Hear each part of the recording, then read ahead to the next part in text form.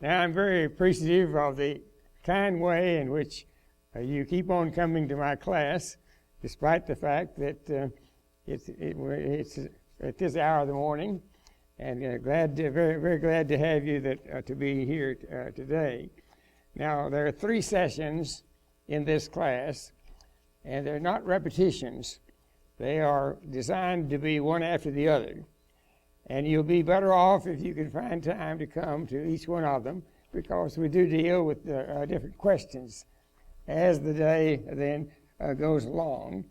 And you'll benefit a great deal by having them in the sequence in which they have been planned. Now, a translation has the purpose of trying to present in the new language that which was said in the language out of which it's being translated.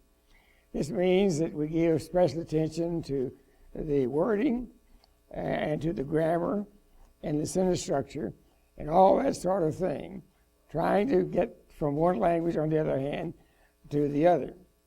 I've done some preaching in where you had what I call the interrupter that went from time to time. That is, he was supposed to tell the people what it was that you were saying. I found that there's some interpreters that want you just to say a part of a phrase, and then he has to reverse it to make it come into English or into the new language as he wants it to go. And then there are others that want you to go a whole paragraph. I've always wondered if all that they were saying was really a representation of what I'd said in the process. But since I didn't know the language we were going into, there wasn't any way that I could do that. Now, on the other hand, in comparison with the paraphrase, a paraphrase is supposed to be a sort of a non-technical type of commentary that a person participates in and has at this time. So sometimes the figures of speech need to be adjusted. If the same sort of thing is said quite differently in the new language, and on it goes in that sort of way. Now, the paraphrase is to simplify and then to explain what the text has to say in the case of this sort. Now, most translations use relatively little in the way of paraphrasing. Sort of if this is a verb in the original language, well, it's also going to be a verb in the new language, and on it goes in that sort of way. But the paraphrase isn't bound by that, and I think that you need to know that that's true in the nature in this sort of thing. The paraphrases have been around for a long, long time.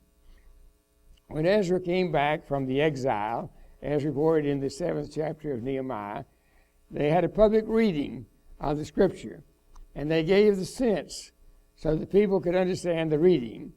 That is, you see, the explanation then followed along with the sense that was being used in this case. And there's no reversal in translation of the form of the sentence, but there can be in the paraphrase. And it then can be stated in a backward form or longer or shorter, as the case may be. Now, this for the message, this word is used a great many times in this particular effort. Evidently, it had a special meaning to Peterson, who gave us the message, and so he just used it over and over again. Now, the word gospel means good news, but the word message can mean either good news or bad news. It doesn't imply which sense it's being used in this sort of case. Now, most preachers use some paraphrase in their preaching. You know, they don't find any need to quote every scripture fully and exactly as it came about. And so they explain so that people then can understand that which is being said. But that's not true of the paraphrase. And you need to keep in mind that there may be quite a few things that you can't parallel exactly if you know the original language out of which it is being said. The Jewish people made many paraphrases, and these have come down to us to the present day. They're called a targum, and that's a word that would mean the same thing that paraphrase is supposed to use in this case.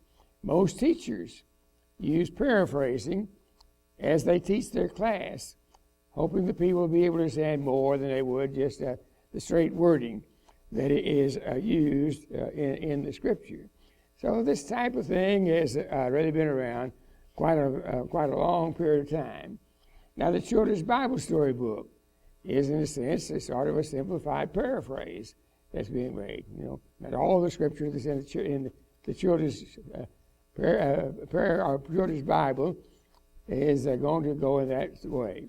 I don't know about you, but I learned Scripture first from the little picture cards that they had for the teacher to teach from. As a teacher, all the preparation that goes into it, I'm not sure how they got that much teaching out of just a thing that was written on the card. So it took a lot of imagination to make it in that sort of way. But here back, all the way back to Ezra, you see, they read the Scripture, and they gave the sense so the people understood the reading that was being given. Now, in the into the 19th or the 18th century, there also already were paraphrases that were being made.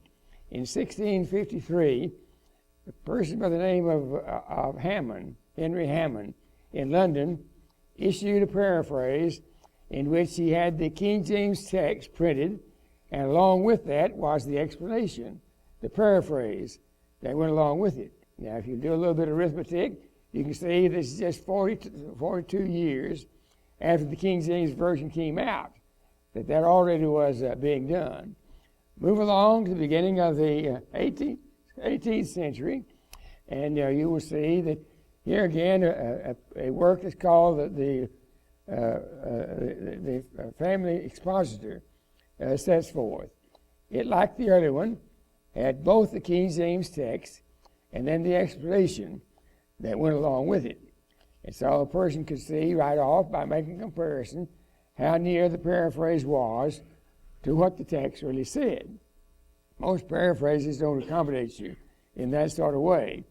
You're just on your own to try to find out where it came from, out of what it really is being said. Now, at the end of the 19th century, Clarence Jordan came out with the Cotton Patch version. You may remember that. It stirred up a great deal of problems because people that were buying it thought they were buying a text of the Bible. Well, it didn't claim to be that to start with. It claimed to be an explanation of what the Bible had to say in this case.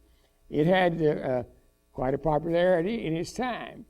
People that weren't very informed criticized it as though it was intended to be a translation. It wasn't at all. What was the Cotton Patch version? It was a parody written on race conditions in Alabama, is what it was. So you have these Bible characters, you see, participating in what was the social problem of that particular day. And it went along in that sort of way. Well, as we go along through that century, there are other people that issued that same sort of thing. Now, J.B. Phillips came out with his New Testament, but the Phillips New Testament has a lot more that is explanation than it tries to be an accurate translation of the New Testament. You've got to find out what the preparers were planning to do, see what they were trying to accomplish by the thing that they then had set forth. And so it went along that way. Now, if we move along a little bit further, we find that Kenneth Taylor, back in the last century, set forth the Living Bible Paraphrase. And if you read that in it all, well, you know that there's a great deal in that wasn't exactly like the Bible said to start with. It was being an explanation. as Taylor saw forth. This sold millions of copies. In fact, they sold so many copies that endowed a company that still is in operation and funded by what was made by circulating this particular paraphrase. Well, that had its day, but along came a committee that reworked it, and so they gave us then the New Living Bible as the outcome of that. It has a great deal of differences between the original paraphrase and what is being set forth in this particular case. Now, all of that is a sort of an introduction to the fact that Eugene Peterson has now given us his work, which is a sort of a paraphrase of the New Testament and the Old Testament too, that are being set forth. Nobody would question the skill that is manifested in Peterson's work. The problem is how accurate is the explanation that he gives along with the translation that is being set forth. Now, in the published material, they used by the advertisers and all, you won't find any suggestion in this book that it is a paraphrase. It just sets forth as though it were a translation. But don't mistake yourself. That's exactly what it is. It is the Bible as Peterson understood it. Peterson had a long career as a teacher, and then after that, a longer career as a preacher for a church in Maryland. And he claims that what's in the paraphrase is what he's been telling people orally as he talked to them on the telephone or in his study or on the streets or any place that he happened to come into existence for him. He insists that his work is intended for the person that has never read the Bible before, or if not for those, the person who one time read, but on the other hand now has stopped reading. Peterson wants to get people reading once again, and this is his way of doing it. So you see, it comes out with a phrase that would never suggest to you that a paraphrase is what is being done in this particular case. Now, the message is not designed for people like me who have spent a great portion of their life in studying Greek and Hebrew, and also the English text of the New Testament. I just don't fall in that sort of category.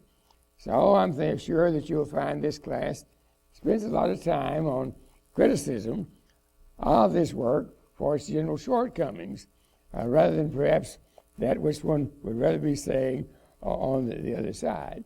Now, Peterson admits right off, if you're interested in in-depth Bible study, you need to go to the study Bibles for that sort of thing.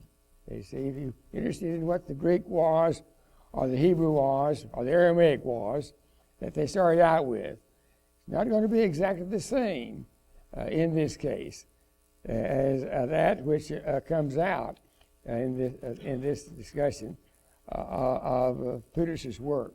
So you don't need to be surprised about the fact that that's sort of what we're getting around to and to be looking at in this way. Well, you see the subheading on this particular work is the Bible in contemporary language. You see, Peterson is trying to state the Bible as though the characters were 21st century people, and saying it as would be said in the 21st century.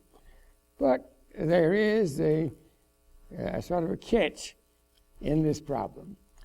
In translation, you try to preserve the cultural setting of the original, and just set it forth in the new language. The paraphrase is not bound by that. Peterson admits outright, if you're interested in in-depth Bible study, well, you need to get yourself a study Bible for that purpose. And even if you are not up to that point yet, there'll come a day in which you'll need more than what you're going to get out of this work. You know, you ought to read the preface to the Bibles that you are paraphrases that you do deal with, because they tell you something that you won't get just by reading the text itself. You see, what the committee had in mind in making this work is set forth, so you can pass judgment on how well you see them doing the thing that they set out to do. And you can't very well blame people for accomplishing that which they were aiming at. We might blame them for not accomplishing that which they said they were going to. But you see, if you know in advance what to look for, well, that's something that's going to help you in this sort of case. So, you see, restoring the Bible is not in Peterson's aim in this case. It's to explain. He reasons that when the New Testament was written, it was written in the Greek language that we call Koine Greek. That means the common language of the common people at that particular day. And he would contrast that with the classical Greek that we also have at that period of time. And his work falls in the first of these, he thinks, rather than on the other hand, in the second case, in this case. Well, you see, you're not going to find out details about the organization of the New Testament church out of a work like this. That concept just doesn't seem to have dawned on Peterson's thinking in this work. So in the Old Testament, you'll find that he has the Jewish community that has elders. They're led by elders. But when you get to the New Testament, you'll discover that the Jewish elders are now called leaders. See, the leaders of the Jewish people. And likewise, in the church, you have church leaders as the organization set forth in this case. So that's why I say that the idea of restoring the New Testament church doesn't seem to have dawned on Peterson in this case. But you see, the church in Antioch sends their money down to Jerusalem to the church leaders that are in Jerusalem.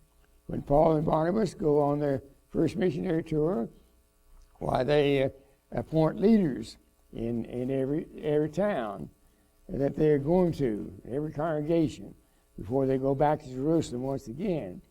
And so they discharge their task in that sort of way. You just won't find anything that suggests that, you know, we have elders, we have presbyters, and the three words with their three corresponding words in English in a work of this sort. Titus and Paul appoint leaders in the churches. And Titus is supposed to appoint leaders in every town, as far as Peterson is concerned. Now, I'm not rebutting that elders are supposed to be leaders, but that is, you see, you just got off of the biblical terminology when you get to this point. If you read not First Peter, but Philippians 1:1, you have the members and the pastors and the leaders as the organization set forth in this case.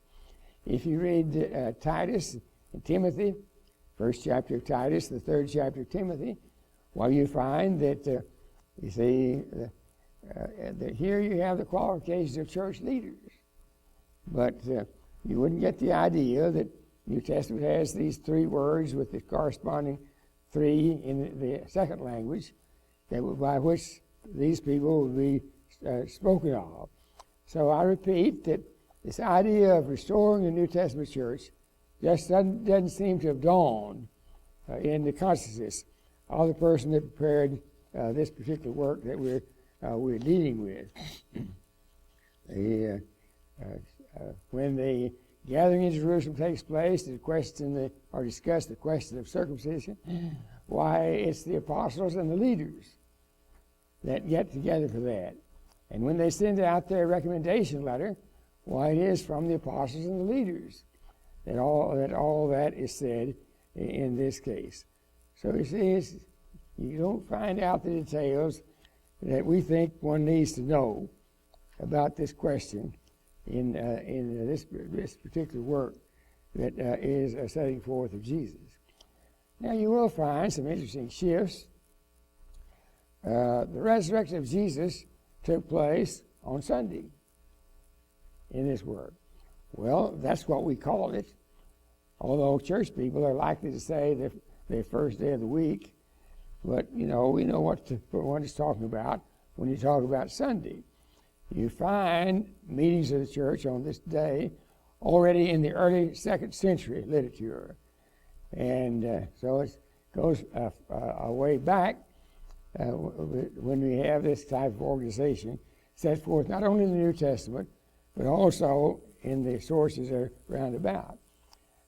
John the Apostle was in the island of Patmos on Sunday, as you read this book. And so it goes along and throughout in that sort of way. The church in Troas met on Sunday. See, Paul had spent 7 days there waiting, and they came together to break bread on Sunday. And strangely enough, if you count into our count of time, this episode would have Paul serving the Lord's Supper on Monday morning. See, midnight has passed by before Eutychus falls out the window, and Paul raises him to life once again. And before daylight, he serves the Lord's Supper in this case. Well, this kind of galls a little bit because the reason that we have the Lord's Supper every Sunday is because of this particular passage. And as I would see it, Peterson has confused breaking bread with the Lord's Supper. Now, I met a fellow a long time ago that wanted to argue with me that the early church had the Lord's Supper every day. And what was he working on? That verse in the book of Acts talks about their breaking bread at home.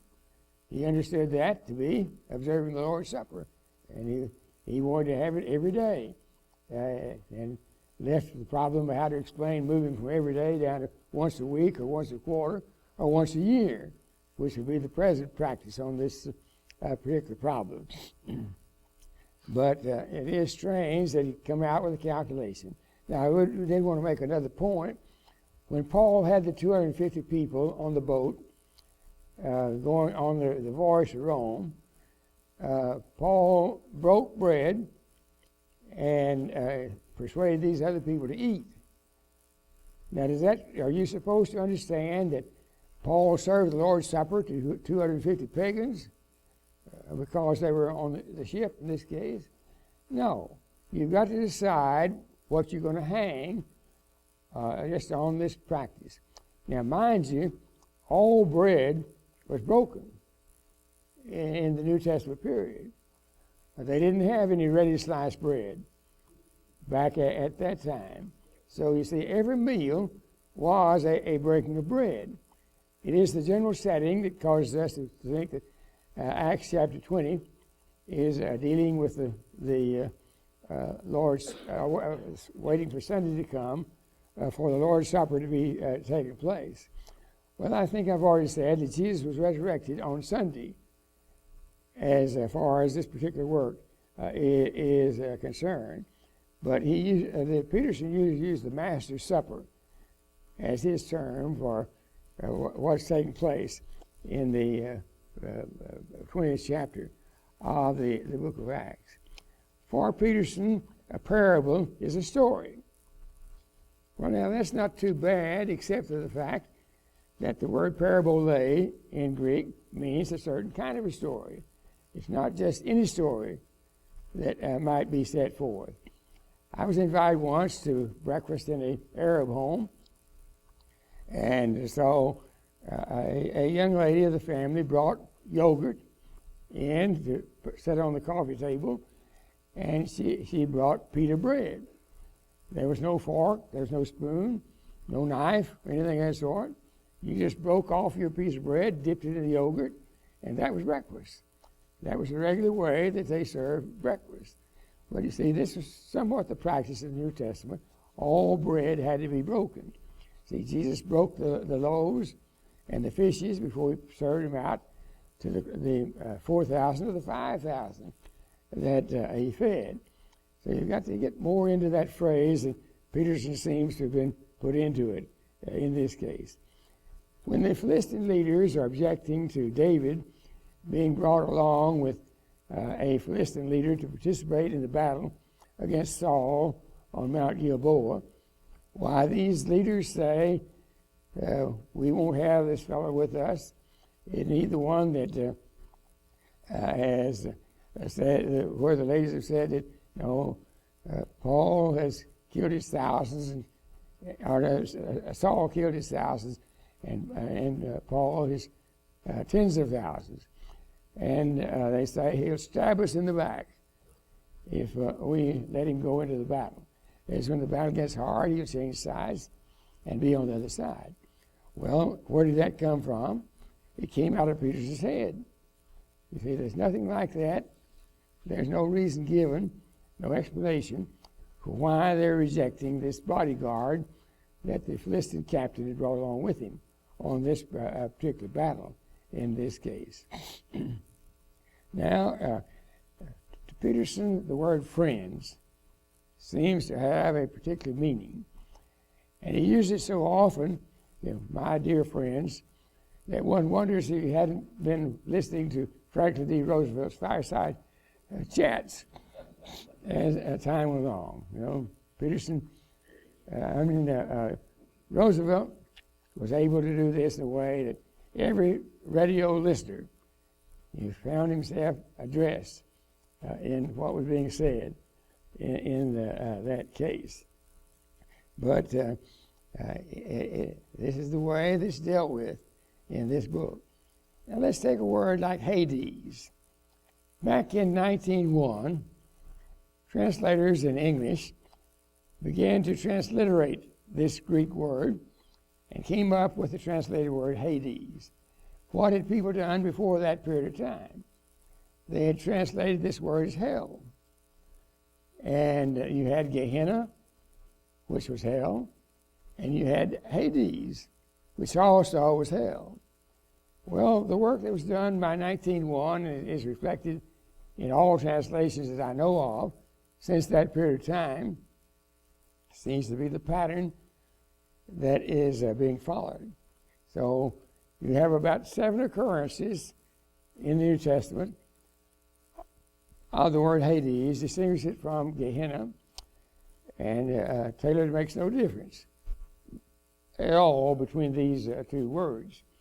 So when Jesus and Peter come to Caesarea Philippi, you are Peter, and upon this hell I'll build my church. No, it doesn't go that way. But you see, the gates of hell will not prevail against it. My reaction to that would be that Peterson is reflecting more what he's been singing than he does what he's been reading in his Bible. And I'm well aware of the fact that we do have a song that does use this word that way. The gates of hell will not prevail against it. People understand that to mean that the Lord is promising, you see, that all the fates of hell cannot prevent the church from being built. And when you finally get over into the book of Revelation, you'll find that Jesus has the key of death and of hell in Peter's work. When you get further over around chapter 21, once again, hell will give up the dead that's in it. And of course, the righteous people will judge out of things written in the book. And then death and hell will be thrown into the lake of fire.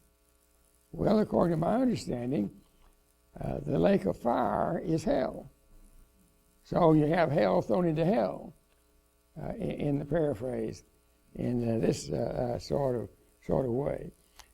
Now, in the Old Testament, the word Sheol is regularly rendered by most translations today as a transliterated word. But a King James Version, and of course this one, has hell as the thing that is being spoken of in that case. And in the parable that Jesus gave, the rich man comes to in hell and tries to appeal to Abraham to send Lazarus to dip his finger in water and to cool his tongue. Well, as I had understood the Bible, then here are two different areas, both which the dead go to. And the actual text says that the rich man in Hades then saw Abraham a long way off and made the appeal that is there. As you read this work, you'll also find that Peterson informed you how many people were signed up on the day of Pentecost by their obedience that took place in this case. But you see, this fits into the general language that he's making use of. And the word brother always comes out brother and sister. If there's any reason at all to think there may have been some women addressed or spoken of in this particular case. Now, I'm aware that gets us into a problem we're going to deal with later on. That is a general trend in modern translations is to use what's called a simplified gender language. Now, the Bible in Hebrew was originally written with the masculine gender as being the predominant gender. And ladies pretty well thought of themselves as being addressed. Now you find that we have a group of ladies that just don't see themselves spoken of at all in that sort of case. So what did they do? Get by elaborating autophos as, you see, both men and women, both brothers and sisters. And this occurs just hundreds of times as you go along. We'll take up that passage again later in another one of our lessons in this case. You'll find that Peterson then has Peter to say to Simon down in Caesarea that to hell with you and your money, in this case. And you'll find in the island of Cyprus, he describes the opposite person there as being as crooked as a corkscrew, and denounces him in that sort of way. Well, there are some other strange things. Now, in the book of Revelation, when you have the candlestick, why, in the paraphrase, this becomes the menorah. Well, I suppose a lot of people know enough Judaism to know that that is what they call the seven-branched candlestick. They call it a menorah. But if you don't know Jewish culture, how's that going to communicate with you? You see, is the problem in this case. And you also find that back in the book of Samuel, when Saul is denouncing his son, that Jonathan, he says to him that you're just a son of a slut, as the denouncing term that he makes use of in this particular case. So, you see, we come across a few words that you don't use very often. Maybe as an expounder of the street language, that might come into your domain. But it's not the usual way that this sort of thing is dealt with in this case. And what are you going to find where Joseph has his cup put in the sack of Benjamin along with the supplies that are being sent? Well, he puts a chalice, a silver chalice, into it. Now, by these couple of comments, I wanted to show you that everything that Peterson has in this is not explanation. You know, it assumes that you know a certain amount of street language including Benjamin, for our Judaism, in order to be able to understand what it is that is going forward in this case. Now, I thought I'd go to sleep in my chair, and suddenly I awakened in Dante's Inferno. When I came in the 19th chapter of the book of Acts, and found out there that witches had come out of the woodwork. Now, I know that this is a heading, and you're not expected to read the headings orally as you read the scripture, but it's a rather interesting sort of thing. See, witches come out of the woodwork. Well, you go back to the law of Moses, and what is the fate of witch? See, witches are subject to the death penalty back there.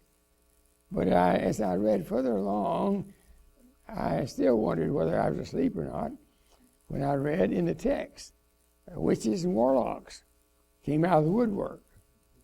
Well, I grant you that witches are spoken of in certain passages in Scripture, but warlocks is just not a biblical phrase, whatever this case. But somehow they've gotten into the text at this place. You see, this is in Ephesus, where Paul is, and the people bring their magical books out and pile them in a bonfire, and they're burned. And you have an estimate of how much the value was in this, which is being said in this case. Well, you see, here we have an example of an image that's not in Scripture at all, that only can come out of Peter's head, and in no other place of this can be the source of this sort of thing. If you go back to the story of Lot and his fleeing from Sodom, you will find that that Lot wants to go to the town of Zoar to get away from the damage that's being done. And he says that it's just a wide place in the road. Well, if you're reading a translation from the Greek or the Hebrew, the Hebrew in this case, and start with, and then in the Septuagint version would be in Latin, you'll find that it just says that Zoar is a little city. You see, this is his way of dealing with the phrase little, in this case, just a wide place in the road. Well, we do use that phrase sometimes, but I found it rather strange that it would be in this case, in this particular passage. I also find that when Sisera is fleeing from the battle and comes to the tent of Jael, that she opens a bottle of milk and gives her a drink out of the bottle of milk, in this case. I find that in Jesus' parable, you don't serve wine in a broken bottle, is the way it comes out, in this case. Well, if you're reading from Hebrew or Greek, what do you have? You find that these spies that come to deceive back in the Old Testament, claiming that their wineskins had been new and fresh when they left home. But now they're old and moldy, which is their way of saying it takes a long time to get here. I'm sure that Joshua was very much surprised the next day when he found out that they were from the next town over. And he had bought this hook, line, and sinker and had left these people alive, which was not what he was supposed to do in this case. And, of course, Jesus is saying that if you're going to put fresh juice in a skin, you want to put it in a new skin so that as the juice ferments, it can expand, and the skin will give along with it. It won't break and tear, and you lose both the wine and also the skin in this place. But this becomes broken bottles. Now, I'm reasonably certain that people in Joshua's day didn't have glass bottles in the way that we become accustomed to now. You could use just as well, could you not, with talking about putting it in crushed plastic. And everything's coming out in plastic now instead of glass as it was before. But all this, in my mind, means that if you're going to tell the story of the Civil War, you're going to have to put that story in the culture of the Civil War story. You can't have Grant attacking Lee with airplanes and flamethrowers and with Tommy guns back in Lot's day, in Civil War day. And so you see the culture of the story goes along with the story in the case of this sword. But that's not true as you read in this case.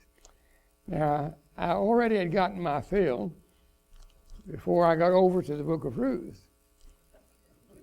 And lo and behold, once upon a time, there was a family by the name of Elimelech and Naomi that went over to Moab to escape the famine that was going on. Well, how do we begin a story with once upon a time? What does that mean? Now, I admit that I went to school a long, long time ago, but when I went to school, that meant this is a fairy tale that you're about to talk about. Well, the story of Naomi and Ruth is not a fairy tale. This is a story of how a woman loved her mother-in-law and the care that she took of her mother-in-law. We have a lot of crude jokes about mother-in-laws and what one's supposed to do with the mother when he's around his mother-in-law and all that sort of thing. But that's not what this story is about.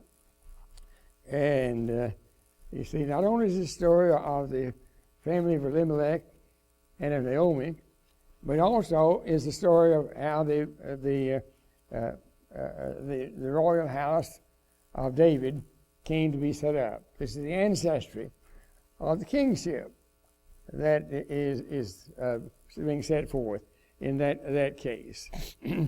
Well, you can say that I didn't think a lot of the story by the time we got to that point along with it. And you can spend a lot of time collecting things of this sort where the culture has just been all forgotten about. And it's as though it happened on the streets of Washington or something of that sort, the story that is being spoken of. Peterson intensifies biblical stories a great deal. And so as he comes to the story of Samson, why Delilah says that you're playing with me just like a cat with a mouse, as accusation that is given there. If somebody eats a meal, why it always is a good meal that is taking place in this case. And so you see the intensification of that sort. But you'll find that the phrase friends, it does occur in Scripture a number of times, but it's always my good friends, as Washington put it. I mean, as Roosevelt put it so a long time ago. Now, when Peter was in prison, chained to the soldiers, he was just sleeping like a baby in that situation. And when Herod gave the order to execute these guards, off with their heads is the execution order, which of course is not there in any way at all. You come across to those people that fear God in Scripture. Well, these are the friends of God in the paraphrase. But these would be people that were attracted to the synagogue and then were not yet had they been circumcised, so they were on the outside, that were looking friends. Peterson has a particular fondness of the word Messiah. Now, from the beginning of the book of Acts on through, the word is always Christos, and our word for that is Christ. But every time Peterson gets in the frame of mind, why he throws in Messiah along in the story. Messiah is the transliteration of a Hebrew word, which is correctly transliterated, which is not what the text has in this case. I came across the word feckless as I neared the end of this paraphrase, I didn't have any notion what feckless was. So I'm saying that, you see, this is not a simplification that we have in this case, but several things to think of. Now, think about the threefold witness that you have in 1 John chapter 5 and verse 7. This is the Spirit, the baptism, and the crucifixion that make up that paraphrase in this case. Well, now, all of our sessions are not going to be this negative, but I think that if you're in love with the message, you need to give some thinking about what you're learning in this case.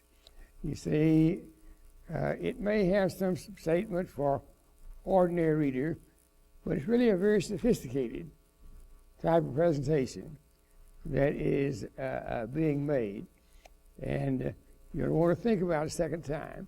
Now, I appreciate your coming today, and after a break time, we will come back and have another session. So thank you for coming.